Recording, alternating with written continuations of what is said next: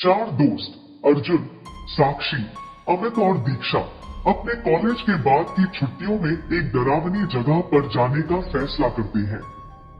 यह जगह एक पुरानी हवेली थी जिसे गांव के लोग भूतिया मानते थे। कहते थे कि यहाँ पर एक आत्मा है जो सिर्फ उन लोगों को मार देती है जो यहाँ आकर एक खास खेल खेलते हैं। लेकिन इन दोस्तों को डर का कोई खास एहसास नहीं था।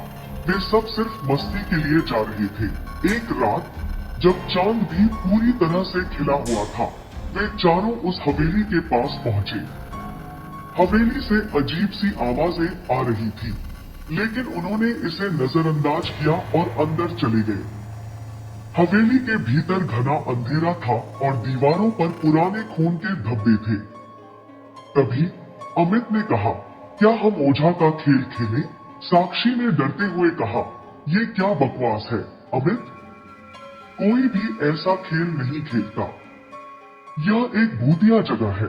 लेकिन अर्जुन और दीक्षा ने उसे मजाक में टालते हुए ओझा बोर्ड को बाहर निकाल लिया।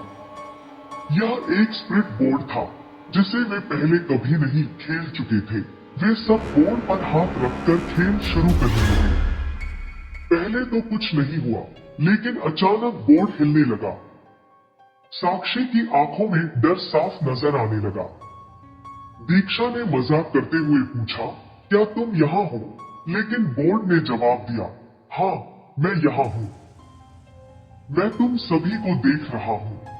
अर्जुन और अमित ने इसे हल्के में लिया, लेकिन साक्षी को अब लगने लगा था कि यह खेल सही नहीं है।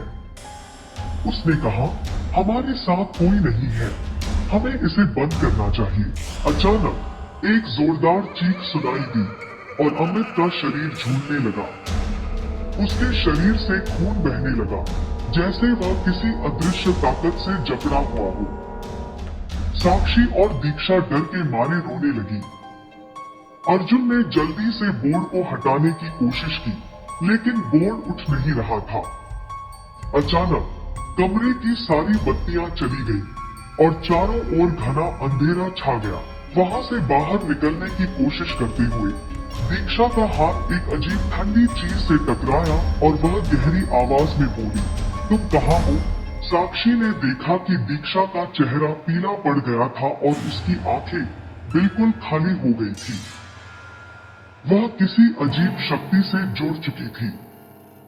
साक्षी ने दीक्षा का हाथ पकड़ने की कोशिश की, लेकिन दीक्षा अचानक हवा में उड़ने लगी।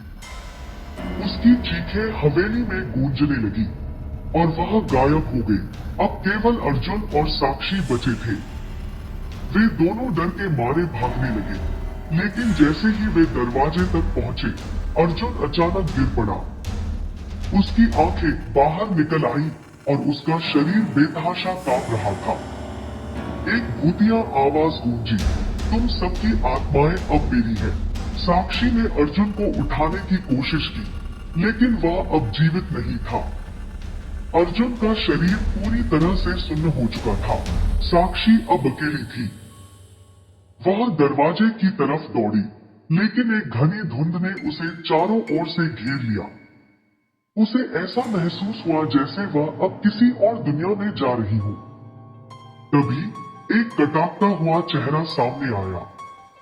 साक्षी को कुछ समझ में नहीं आया कि वह क्या था, लेकिन वह जानती थी कि वह वही आत्मा थी जो इन्हें मार चुकी थी।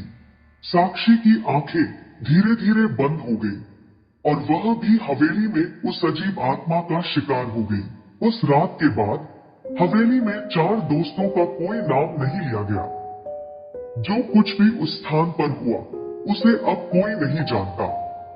कहते हैं कि वे चारों अब उस जगह की आत्माओं के रूप में ताम्र वहां बंद है, और जो भी उस हवेली में रात बिताने जाता है, वह भी कभी वापस नहीं लौटता।